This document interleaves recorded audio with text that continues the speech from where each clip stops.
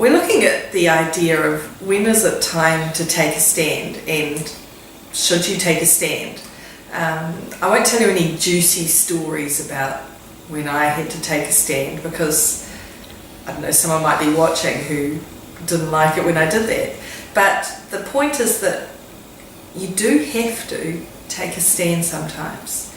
And if you're working at it from a Christian point of view, even more so.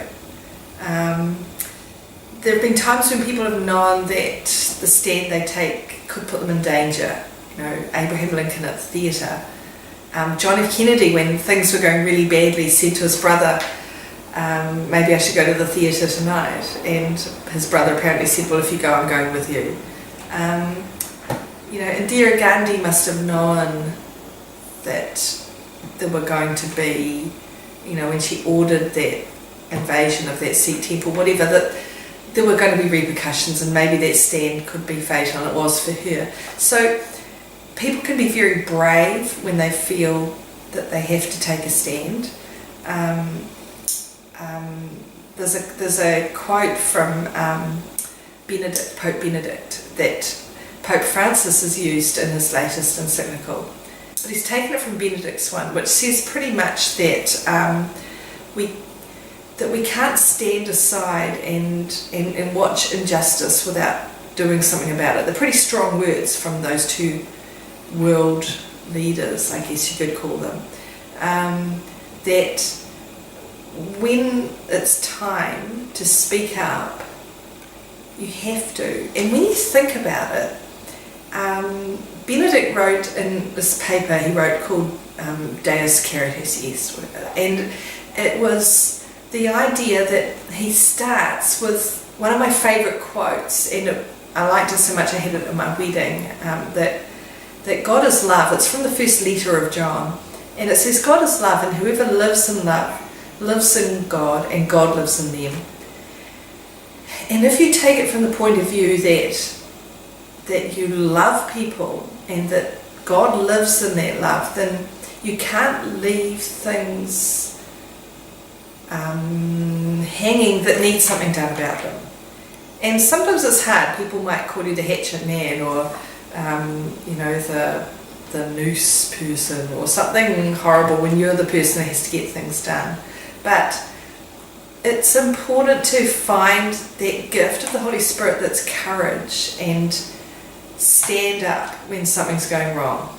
Stand up and be gutsy and step in and get involved and get your hands dirty and risk people being angry with you, because if you're doing this for good and you're doing it for the good of other people, and you're doing it for love, not for money, not for personal fame, but you're doing it for love, then you're doing the best thing that you can for people. The latest encyclical, which is a letter by Pope Francis, is saying that we have this call to social action, that we can't just sit back and watch people suffer.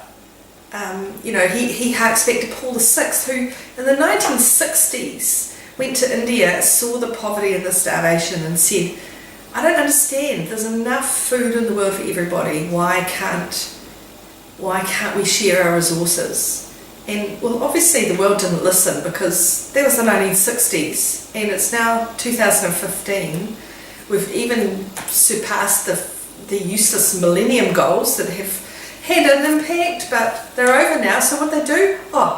We'll make some more goals. Well, I'm sorry, they haven't finished the last lot of goals yet, but the point is that if something needs to be done, then you've got to do it. And if that means, and that's what Pope Francis is saying, that it's our social duty to look after people.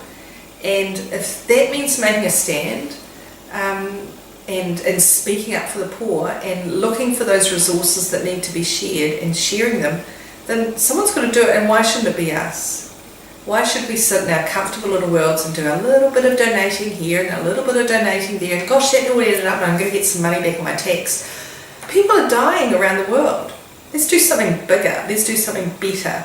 Yeah, it's tough to find the energy to do that, but that's probably our call at the moment is, if we are one world, who's taking a stand to keep that world intact? And each of those people are loved by God. Each individual person, some poor, starving, homeless person who has nothing, is just as important as you or I, and deserves all the love of God that they can get.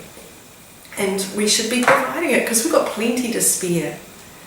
So whether you're making a stand is big, like I'm going to fight poverty, like Bono did, or your stand is frightening, like Oscar Romero, who in El Salvador said to the army, stop killing your own people, these are your brothers and sisters, and he ended up being killed for that.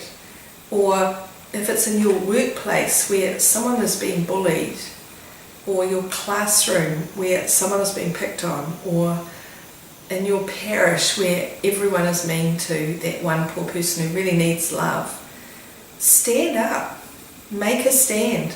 A few years ago my children were at a school and a boy was being called by a name that wasn't very nice, and I said to my son, you've got to stop that and tell other people to stop it.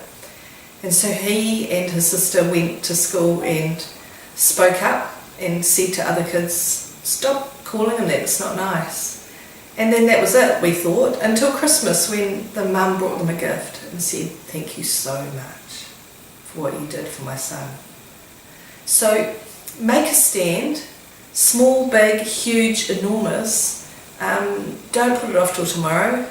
Make a plan and get going, and be the voice for the voiceless. Be the strong person for the weak. Be the wealthy that provides for the poor, and show that you love one another, because ultimately when you meet your Maker, He's going to know what you did for other people, and He's going to say, yeah, you showed love, come and rest with me.